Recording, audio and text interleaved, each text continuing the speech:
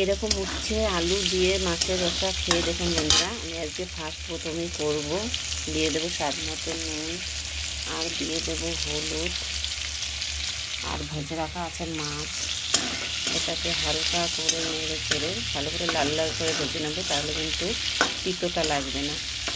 আগেও ভাজা যায়, উচ্ছেটা যদি আগে ভেজে নেওয়া যায় তাহলেও ভালো হয়। আমি কিন্তু অল্প অল্প সবজি, তাই আলু আর উচ্ছে একসঙ্গে করেই দিয়ে ভেজে নিচ্ছি। আর আজকে রান্নায় কিন্তু ছিল একটু ঝিঙে ভাজা, ঝিঙে অল্পই ছিল। আর আমার আগের থেকে ভাতও হয়ে গেছে গরম, একদম ধোয়া উঠছে ভাতটা, আর ঝিঙেটা ভাজাও হয়ে গেল। আর এটাকে কিন্তু খুব সুন্দর করে একটু ভাজতে হবে। আর এটাকে রাখা আছে গরম জল, এটাই দিয়ে তারপরে দিয়ে দেবো, মশলা দিয়ে দেবো।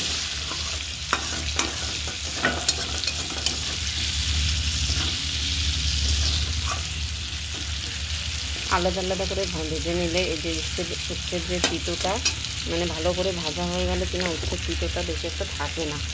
কিন্তু আমি একসঙ্গে করেই নিলাম, যেহেতু অল্প সবজি তাই। আলুও অল্প আর উচ্ছেও অল্প। উচ্ছে আছে অবশ্য, কিন্তু বেশি আমি দিইনি, একটাই আমি দিয়েছি।